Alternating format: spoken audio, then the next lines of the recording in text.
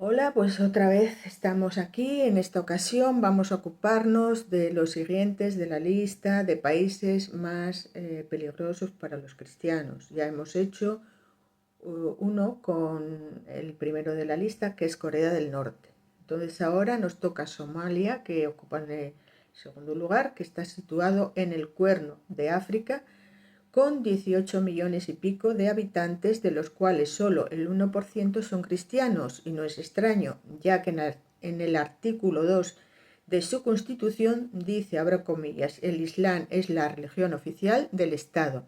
Ninguna religión distinta del Islam puede propagarse en el país. Cierro comillas. Así pues, los pocos cristianos que hay se enfrentan a una persecución férrea.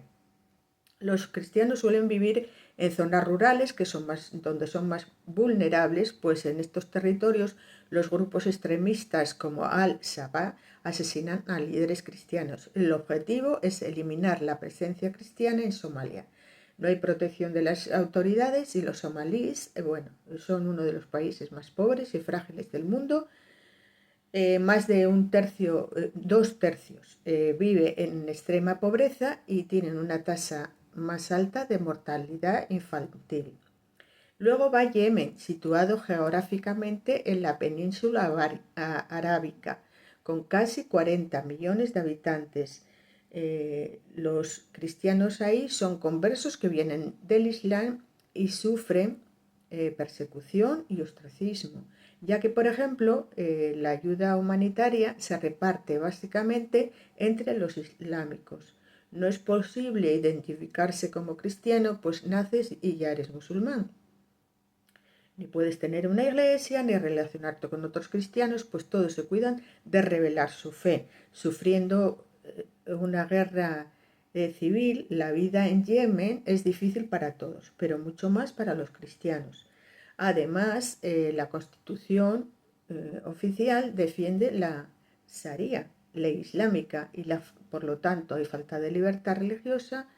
Abandonar el Islam y seguir a Cristo se considera una gran traición a la tribu nativa, y el castigo de la comunidad puede incluir ser repudiado, desheredado, enfrentar divorcio, perder la custodia de los hijos, ser desterrado o incluso asesinado. Muchos han huido del país. Sin embargo, los yemeníes, desilusionados con el Islam, buscan la verdad y descubren a Cristo a través del Internet. Salam, líder religioso yemení, nos dice: la libertad religiosa en Yemen es inexistente. Si te pillan practicando el cristianismo o evangelizando, te meten en prisión y te quitan tus pertenencias. Pasamos al cuarto en la lista, que es Libia. Tiene casi 7 millones de habitantes. En este país, cualquiera que se convierta al cristianismo se arriesga al maltrato por familiares y comunidades. La inteligencia artificial indica que hace 90 años había 1.200.000 cristianos, pero que en estos tiempos recientes la cifra en 250.000. Pero Puertas Abiertas, organización cristiana que ayuda a los cristianos perseguidos, lo cifra en alrededor de 35.000. Y es que desde que el Islam avanzó en el país, el ser cristiano se ha hecho prácticamente imposible, pues aquellos que lo hacen, tanto mujeres como hombres, se enfrentan a peligros muy reales y duros: secuestros, violaciones, obligados a trabajos duros, forzados, pérdida de los pocos derechos humanos, de la dignidad, el trabajo, la igualdad. Presión que sufren también muchos de los que pasan camino a Europa: la violencia ejercida de manera mayoritaria por grupos islamistas radicales. No hay gobierno central estable, lo que no ayuda para la ley, la justicia y el orden. El quinto es Sudán. En este país, con poco más de 49 millones, 2 millones son cristianos. Sudán avanzaba hacia la libertad, pero a causa de la guerra civil los cristianos son perseguidos por los dos bandos. Altamente radicalizados y escalando este país tres puestos en esta lista en los últimos tiempos a causa de esto de la guerra. Se han dañado más de 100 iglesias, ocupado otros lugares cristianos, incluso casas particulares. Después de 1 año y medio de guerra ha provocado el desplazamiento de 9 millones de personas y una hambruna, donde nuevamente los cristianos son discriminados a la hora de recibir ayuda. Nuevamente se repiten los abusos, principalmente contra los cristianos: secuestros, asesinatos, violaciones, matrimonios forzados y un largo etcétera.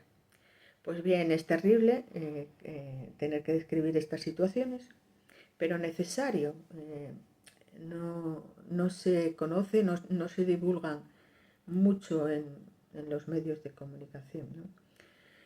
Y bueno, la verdad es que da bastante pena. En lo que a mí respecta, bueno, pues lo hago con la mejor intención.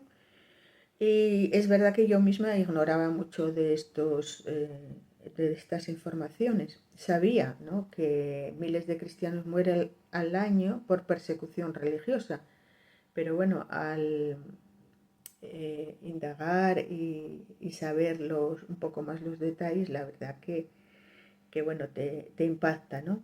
Y, y yo como cristiana, pues bueno, trato de colaborar con esta organización, Puertas Abiertas, económicamente y también con oraciones.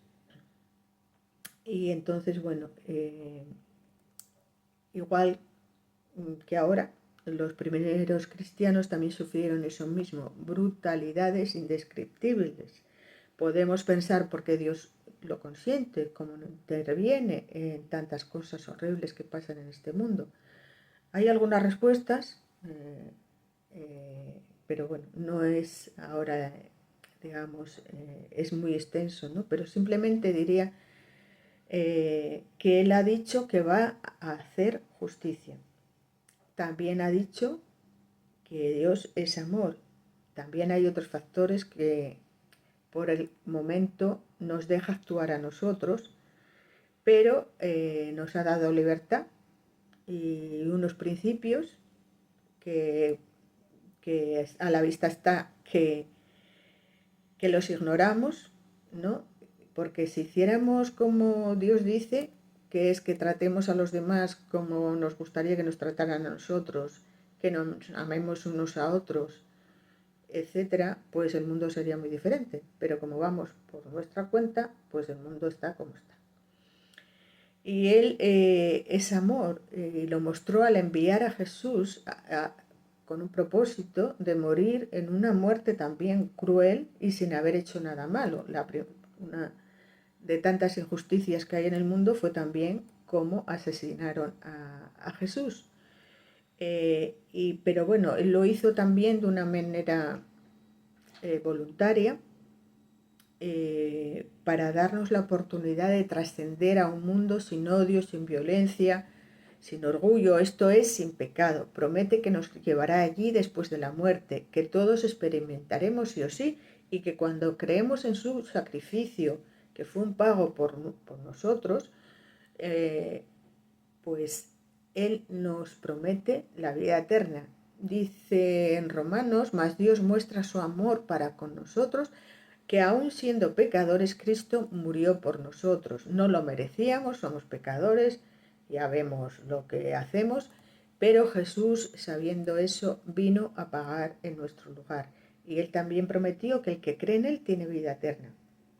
Y fijaros esto en Juan 6:47, que dijo: de cierto os digo, el que cree en mí tiene vida eterna.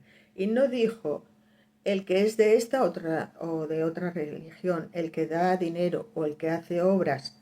No, porque nadie es suficientemente bueno. O dicho de otra manera, todos pecamos, unos más, otros menos, obviamente. Eso sí, pero nadie alcanza el estado que necesitamos para entrar a un cielo sin pecado. Y eso solo se obtiene recibiendo por la fe a Jesús. Así que Ahí está la cruz para el que quiera venir y recibir la salvación por fe. El que cree en mí tiene vida eterna. Y bueno, ya seguiremos y os espero para próximos vídeos, pero si quieres recibir más información, o sería bueno que te suscribieras o que te pongas en contacto con nosotros. Bueno, nada más. Gracias y hasta la próxima.